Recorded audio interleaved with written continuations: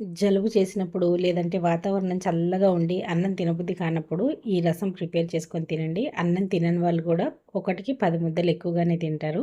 అంత బావుంటుందండి. కొంచెం స్పైసీగా ఈ రసం ప్రిపేర్ చేసుకోండి. మరి ఇది ఎలా తయారు చేయాలో దీనికోసం ముందుగా ఒక మిక్సీ జార్ తీసుకొని దాంట్లో 2 స్పూన్లు కందిపప్పు, స్పూనున్నర ధనియాలు వేసుకోండి.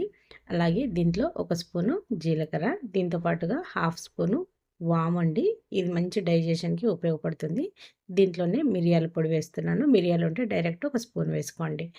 అలాగే ఒక ఎండుమిర్చి గుప్పెడు, కరివేపాకు ఒక 10 వెల్లుల్లి రెబ్బలు వేసి కోర్సుగా మిక్సీ పట్టి పక్కన పెట్టుకోండి. ఈ విధంగా మరి మెత్తగా పట్టకండి. కొంచెం బరకగా ఉండేలాగా పెట్టుకోండి.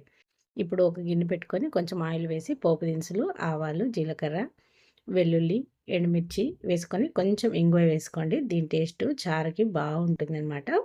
ఇవన్నీ వేసి కాస్త వేగిన తర్వాత కొంచెం కరివేపాకు కూడా వేసి కొంచెం పసుపు వేయండి. దీంట్లో ఇప్పుడు మనకి కావాల్సినన్ని వాటర్ వేసుకోండి. మనకి రసం ఎక్కువ కావాలనుకుంటే కొన్ని ఎక్కువ వేసుకోండి. లేదంటే అలా వేసుకొని ఒక చిన్న నిమ్మకాయ సైజ్ అంతా చింతపండు, మనం ముందుగా ప్రిపేర్ చేసుకున్న పొడి, అలాగే టేస్ట్‌కి సరిపడా ఉప్పు వేసి ఇలా ఆయిల్ పైకొచ్చే వరకు బాగా మరిగించండి. అలా మరిగిన తర్వాత దింపుకునేటప్పుడు కొత్తిమీర వేసుకుంటే ఎంతో టేస్టీగా, సింపుల్‌గా ఉండేటువంటి రసం అనేది రెడీ అయిపోయిందండి. ఈసారి రసం చేసినప్పుడు మీరు ఇలా ట్రై చేయండి. వీడియో నచ్చితే లైక్ చేసి సబ్స్క్రైబ్ చేయండి. Thank you.